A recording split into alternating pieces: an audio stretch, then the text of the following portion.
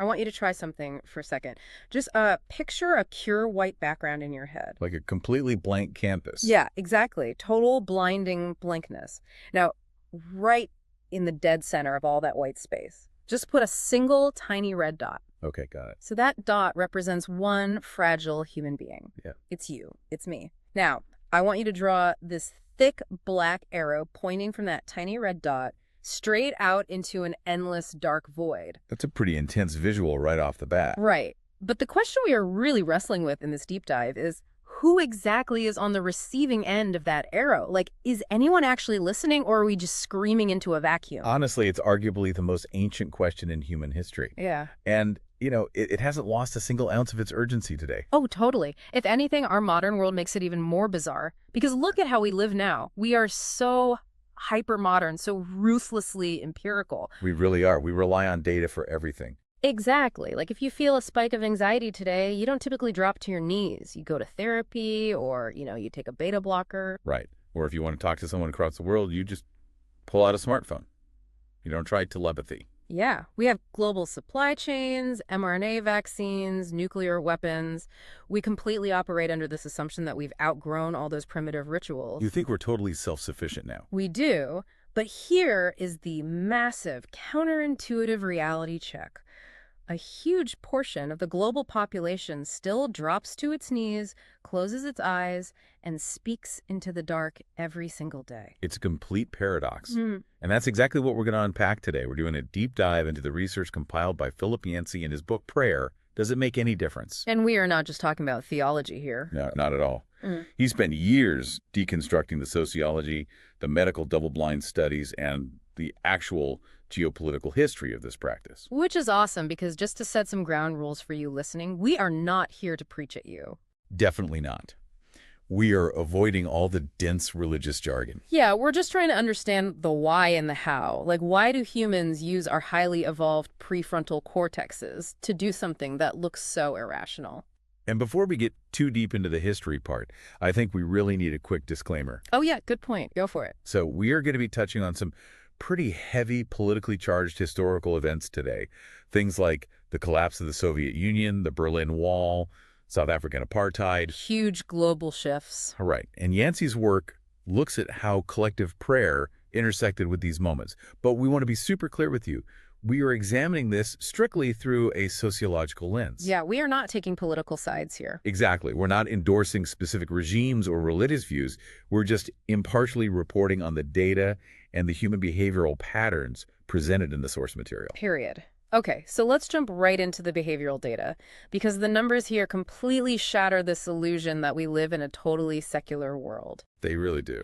The Gallup polls that Yancey highlights are just staggering. I couldn't believe this when I read it. So, according to the data, more Americans pray weekly, we are talking 90% of the population, than exercise, drive a car, or even go to work. 90%. It's an overwhelming supermajority. And 75% say they do it daily. That is insane when you think about it. From an anthropological view, that makes it one of the most common daily activities on the planet. Okay, but here's where I get completely tripped up. This is the cognitive dissonance I want to look at. If 90% of people are doing this, you'd assume it feels great, right? You'd assume there's a huge payoff. Exactly. But another poll Yancey cites surveyed hundreds of people, and less than 4% actually felt satisfied with their prayer life. 4%. It's almost absurd. It's a total slap in the face. Like, it's as if 90% of humanity has this cosmic gym membership, right? But we only show up for 5 minutes. We sit on the chest press machine, have no idea how it works, and just feel guilty. Yes. We feel incredibly guilty about doing it wrong, and then we leave. I mean, most of us can't sit in a quiet room for 45 seconds without our brains just spiraling. Right. You start thinking, did I leave the stove on? What did that weird email from my boss mean? Exactly. We are terrible at it. So if we are so phenomenally bad at this, and it mostly just produces guilt, why on earth do we keep doing it? That's the million-dollar question. Because it completely violates basic behavioral psychology, right? Yeah. If a behavior doesn't reward you, you normally just stop. Yeah, operant conditioning. You touch a hot stove, it hurts. You don't do it again. But the fact that we persist, despite the lack of satisfaction, it points to something way deeper than just cultural habit. It points to a raw survival instinct. Wait, like a biological instinct? Yeah, Thomas Merton, who is a famous writer and monk, he described the human condition as a living incompleteness.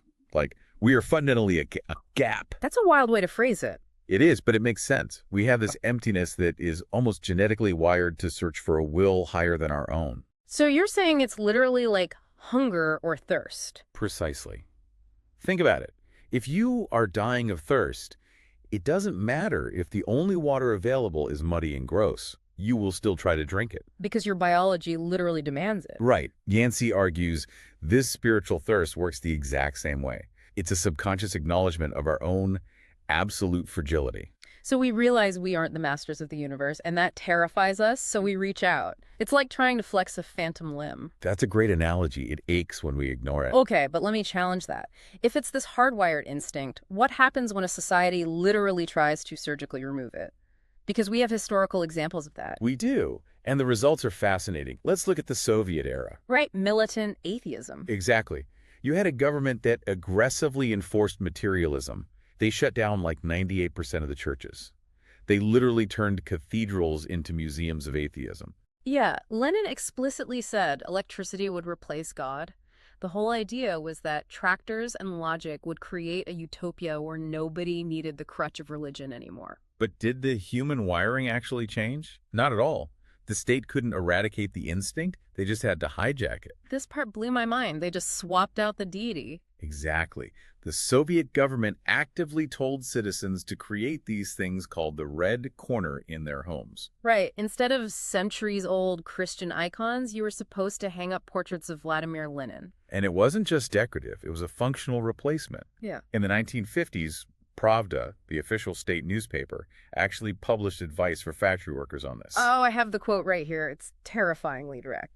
It said, if you meet with difficulties in your work or suddenly doubt your abilities, think of him, of Stalin, and you will find the confidence you need. Just think of him, and your work will go well. They literally reinvented prayer. They did. They just redirected the invisible signal from heaven straight to the Kremlin. It just proves you cannot destroy the human altar. You can only change what you sacrifice on it. Humans simply cannot stop searching for a higher power, even if it's a dictator with a mustache. Which really highlights the fatal attraction of reaching out into the dark. And Yancey actually shares this crazy personal story about this, right? He does, and I think it perfectly captures this modern desperation to connect, especially when our illusion of control breaks down. Yeah, the St. Petersburg story. So it's November 2002. Yancey is in Russia, and the city is under heavy construction. There's scaffolding and debris everywhere. And he decides to go for a jog early in the morning while it's still pitch black and freezing cold. Right. And he loses focus for just a split second, trips on the cobblestones, and absolutely faceplants into the street. Yeah, he narrowly misses impaling his head on a piece of steel rebar sticking out of the curb. It's brutal. He sits up, he's totally dazed, his face is covered in blood, his lip is split, his eyes swelling shut, and he realizes his front tooth is just gone. And he's alone, in the dark, in a foreign city. Exactly. And he knows that walking into some random, underfunded Russian clinic at 5 a.m. could be a death sentence. People were getting stitches and catching hepatitis back then. So he stumbles back to his hotel room, tries to clean his face with tiny vodka bottles from the minibar, and literally tapes his lip together. Which is awful enough. But then he turns on the TV, and the news is showing that armed Chechen rebels have just taken hundreds of hostages at a theater in Moscow. And Moscow is the exact city he is scheduled to travel to next. Right. So suddenly his entire reality is just collapsing. He's injured, isolated, and terrified. So what does this highly educated, rational guy do? He goes back out into the freezing dark. Yes. He climbs 3 flights of stairs to this sketchy internet cafe. He's struggling with a Cyrillic keyboard and a terrible dial-up connection. Just desperately trying to find the AOL login screen in English. And when he finally gets on, he types one single line to his friends back in Colorado. We need help. Please pray. And he hits send. It is the ultimate modern metaphor for prayer. Right. Launching a digital plea into the literal void of the internet, just hoping someone, somewhere, gets the signal. And what Yancey notes here is super important psychologically. He says that just the sheer act of hitting send, just knowing the signal was out there, made the fear in his stomach start to loosen. Because he wasn't carrying it alone anymore. Exactly. But this brings up a huge issue for us today. Technology has basically diluted our reliance on this instinct. We don't hit send to the universe very often because we have so many other safety nets. Oh, totally. We live in this massive illusion of control. Like, think about an ancient farmer in Mesopotamia. If a drought hit, he looked at the sky with 100% awe. And 100% dependence. Yeah. He prayed for rain because that was literally his only option for survival. But today, we look at the sky with zero awe. We open a weather app. We study low-pressure fronts. We literally fly planes into the clouds to drop silver iodide and force it to rain. Yeah. If my kid gets sick, I don't weep to the heavens. I pull out my phone, call an ambulance, and trust the antibiotics in the MRI machine. Which creates a very powerful but ultimately very fragile illusion that we are the absolute masters of our fate. We just view the universe as a machine we haven't quite figured out yet. Right. But the second a Category 5 hurricane wipes a city off the map, or a doctor says the chemo isn't working, that technological fortress just evaporates. It's made of paper, and when it fails, we revert right back to that existential terror the ancient farmer felt, and we reach out into the dark again. But here is where the intellectual challenge really ramps up. Because the scale of the universe we are reaching into today is something the ancients couldn't have even imagined. Oh man, this part of the source material made my brain hurt, the cosmic scale. It's dizzying. Yancey uses this amazing visual to try and help us grasp it. Yeah, he says, imagine shrinking the entire Milky Way galaxy down to the size of the North American continent. Okay, so the whole galaxy is North America. Right. If you do that, our entire solar system, the sun, the earth, everything, would fit inside a single standard-sized coffee cup. We are microscopic dust inside a coffee cup. It's terrifying. He mentions the Voyager spacecraft, which has been flying away from Earth for decades at tens of thousands of miles an hour. And if NASA sends it a command traveling at the speed of light, it still takes like 13 hours just to reach the ship. And that's still just in our local neighborhood. To send a light-speed message to the edge of the known universe would take 15 billion years. 15 billion. So, as a skeptic, let me push back hard on this. If I am a speck of dust inside a coffee cup, in a universe that is 15 billion light years wide, how does the math of prayer even function? That's the perfect question. If I whisper a prayer and it travels at the speed of light, it's thousands of years too late by the time it reaches the edge. How can a God of that magnitude hear me, let alone care about my job interview? It forces us to completely discard our human constraints. Because if you picture God as just a really big old human sitting in a control room, the physics completely fail. Yeah, a guy in a chair can't process 8 billion prayers at once. Exactly. A God bound by linear time and physical distance couldn't do it. But Yancey argues that this vast scale is actually what makes the intimacy of prayer logically possible. Okay, you're going to have to walk me through the mechanics of that one. It comes down to relativity and dimensionality. Mm. You and I, we experience time on a linear track. Past, present, future. We are locked onto that rail. Right, time only moves forward for us. But Einstein proved time isn't a fixed absolute. It's a relative dimension woven into space. Now, if you bring in theoretical physics, the creator of a system cannot be bound by the rules of the system itself. Like how a programmer isn't bound by the physics of the video game they built. Exactly. A creator of the universe would operate completely outside of the dimension of time. God wouldn't be waiting for the future or remembering the past. So he just sees everything at once. Yes. He would experience all of human history, from the Big Bang to the heat death of the universe simultaneously, in one eternal now. Wait a second. If God is outside of time, are you saying I can pray today for something that already happened yesterday? I mean, technically, yes. Like if my mom had surgery at 10 a.m. and I forget and I pray for her at noon, that isn't just a pointless exercise. From our linear perspective, it seems completely absurd. But to a being outside of time, your prayer at noon is entirely present at 10 a.m. That completely shatters my whole cause and effect worldview. Your request is woven into the cause and effect chain of the universe before the event even happens in your linear experience. That is just mind-bending. But honestly, it still doesn't solve my biggest problem with all of this. Which is? Divine silence. Yeah. Okay, let's say God is outside of time. Let's say he instantly hears every whisper. The ultimate frustration isn't about whether he can hear us. It's that most of the time, he doesn't say anything back. The silence is the deepest agony of the human experience. You cry out for help, you pour your heart out, and you get static, dead silence. If he has the power to fix it, why just watch us suffer? For a believer, that silence is worse than a no.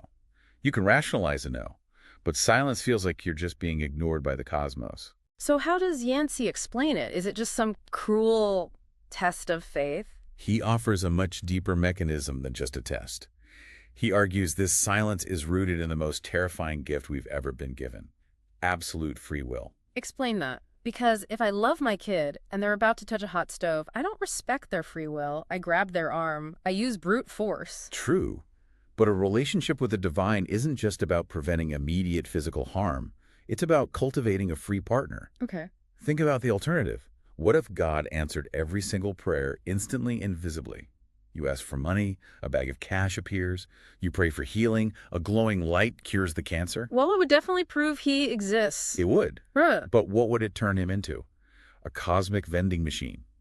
A magic genie bound to our demands. Oh, I see where you're going. And worse, it would turn human beings into spoiled, incredibly destructive dictators. Wow. Yeah, if we had automatic, on-demand supernatural power, we would completely destroy each other. Yancey points to the American Civil War to illustrate this perfectly.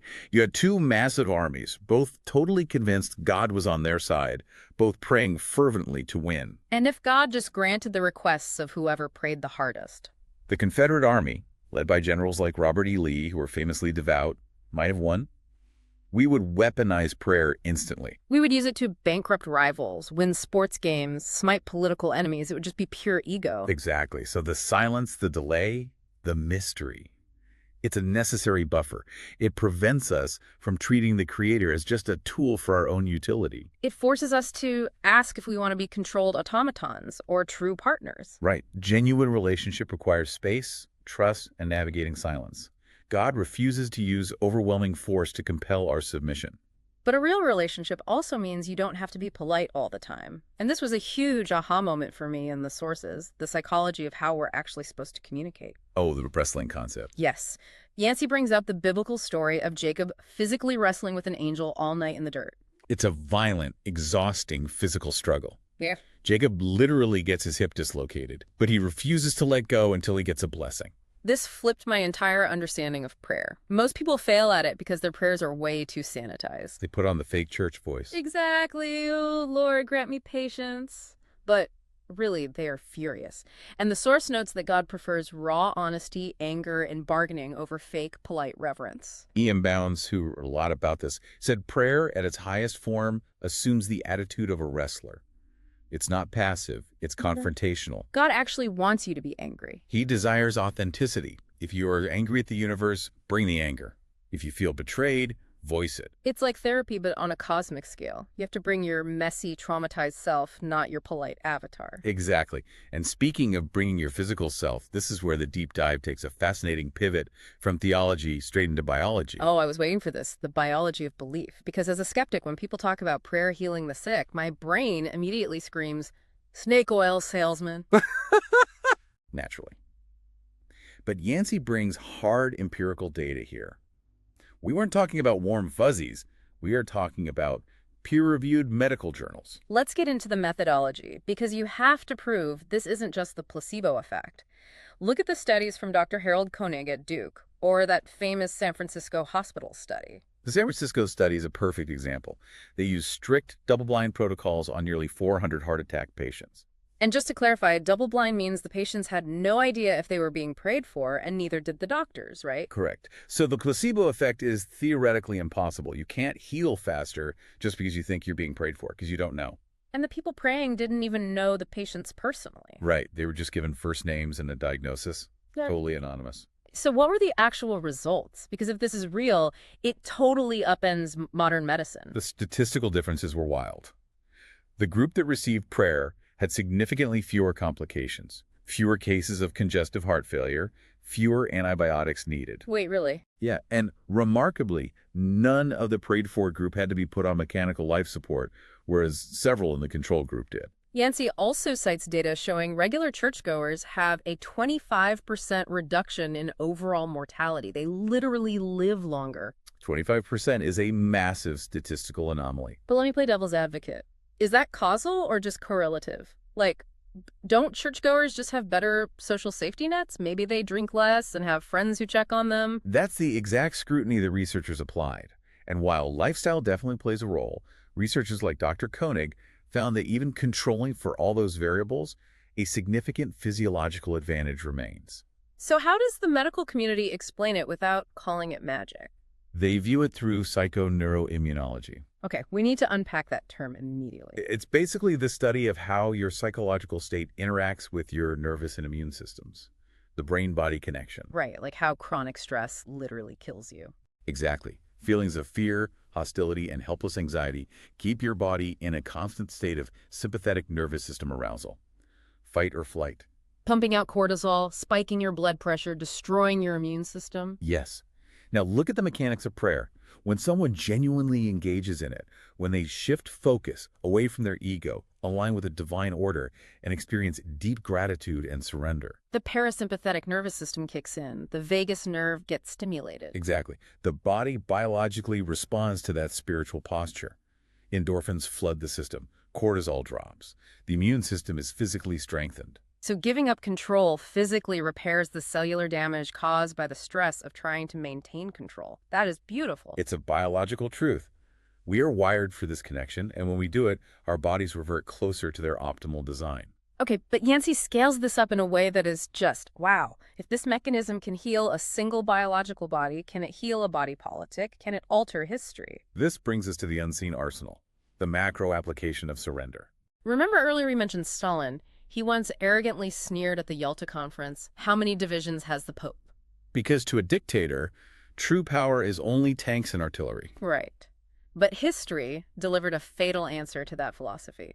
Let's look at Leipzig, East Germany, in 1989. The Iron Curtain is still up. The Berlin Wall is fully operational. The Stasi, the secret police, are watching everyone. If you speak out, you disappear. The tension is suffocating. But in the Nikolai Church, where Bach used to play, actually, a tiny group starts holding Monday evening prayer meetings for peace. It's just a handful of people, but then it grows.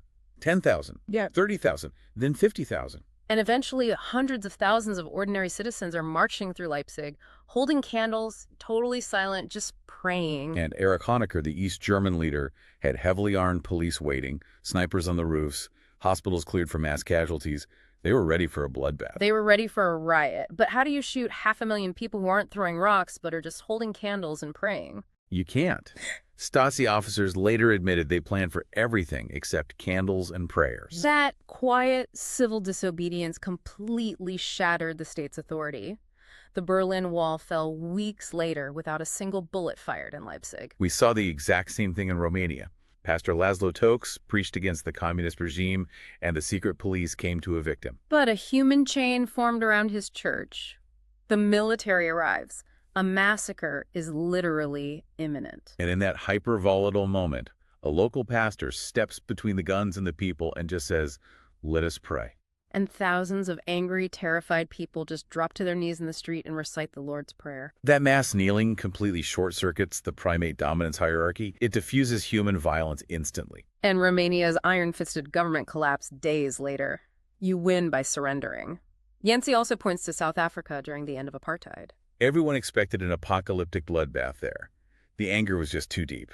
There was this flashpoint where 100,000 angry protesters faced off against a line of terrified white soldiers with sniper rifles. The spark was inches from the powder keg. And Bishop Desmond Tutu and a local leader named Ray McCauley stepped into no man's land. They asked the commander if they could pray. And the soldiers actually lowered their weapons. Tutu led a 30-minute prayer. Just 30 minutes of collective surrender. And the crowd was pacified. 100,000 people turned around and went home. A massacre averted. It is an incredible unseen arsenal, but man, this is the heaviest pivot we have to make today. As a skeptic, I cannot ignore the massive gaping hole here. The tragedy of the unanswered. Yes, it is the darkest part of this deep dive. If prayer can topple the Berlin Wall and stop a bloodbath in South Africa, why did it fail to stop other atrocities? It's the ultimate stumbling block for human faith. Yancey doesn't shy away from it, though. I mean, how do you reconcile a God who helps a suburbanite find a parking spot, but lets 6 million Jews die in the Holocaust? Millions prayed in Auschwitz, and their prayers turned to ash. It's horrific to even conceptualize. Why do 30,000 people pray for a kid with a rare disease, and the kid still dies? It feels like confirmation bias. If we get the job, God is great. If the kid dies, God is mysterious. Your anger there is the exact same anger philosophers have wrestled with for centuries. Yancey points to Eddie Hillesum, a brilliant Jewish woman murdered in Auschwitz. Right. Surrounded by systematic death, she maintained this uninterrupted dialogue with God. She wrote about finding beauty in a piece of sky above the camp. But her prayers didn't stop the gas chambers. No, they didn't. Yancey also visits a missionary graveyard where, out of 56 gravestones, 33 are infants. People who devoted their lives to God, prayed over their sick babies, and buried them anyway. So what is the answer? Why the silence when it matters most? The source asserts a deeply painful theological concept. God's perspective is unfathomably different from ours. We see the coffee cup. God sees the universe. But that feels like a cop-out. I know. But Yancey points out that even Jesus faced this exact tragedy in Gethsemane. Right. Facing imminent torture, he begged for his life to be spared. And he had the ultimate super privilege. He said he could call down legions of angels to annihilate his captors. But the answer from heaven was silence. He had to swallow the bitter cup. The argument is that some of history's greatest redemptive plans are built precisely on the tragedy of unfulfilled human requests. If Jesus had been rescued, the core event of the Christian faith would never have happened. So we have to accept we can't see the whole tapestry. But that means we have to completely rethink what prayer actually is. If it's not a vending machine, what are we doing? If the goal is control, prayer is a failure.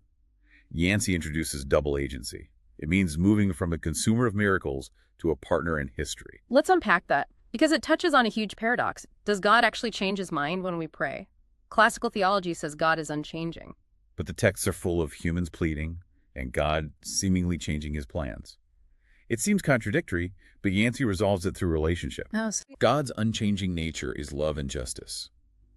If a human is walking in destructive defiance, God's justice dictates distance. But if that human drops to their knees and repents, When the human changes, God's exact same unchanging love naturally produces a completely different reaction. yes, you read that analogy once, right, about the sun. Oh, right. The sun is completely unchanging, constantly emitting heat and light. If I hide in a duck cave, I experience cold. If I walk out into the light, I am warmed. The sun didn't change its mind. You changed your position relative to it. That makes so much sense. We are changing our position. Theologian Helmut Thielich compares God to a master playwright. He wrote the overarching plot, but he left certain scenes for the human actors to improvise on stage. So we aren't just reading a pre-written script. We are granted the dignity of causality. We are history's partners. Exactly. Ultimately, prayer isn't about seeking the gifts God gives. It's about seeking God himself. It's about aligning our breathing with the rhythm of the universe, giving up control to gain a connection to the infinite. We have covered an unbelievable amount of ground today. We really have. From the tiny 5 minutes of guilty prayer to Soviet Russia, double-blind medical studies, the Berlin Wall, and the heartbreaking silence in Auschwitz. It's a practice full of contradictions, but it remains our most resilient instinct. Which leaves us with a final thought to mull over. Yeah, lay it on us. We've seen prayer has the historical power to topple armed regimes and the biological power to promote healing. So, what happens to a modern society that decides it's entirely self-sufficient? Wow. If we start sending signals into the void because we think our smartphones will save us. Do we lose the very mechanism that makes us partners in shaping the world? The universe is vast and waiting in silence. Are you going to join the conversation? Think about that tiny red dot in the white space. The arrow is drawn. The signal is waiting. Thank you so much for joining us on this deep dive. Keep asking the hard questions, and we will catch you next time.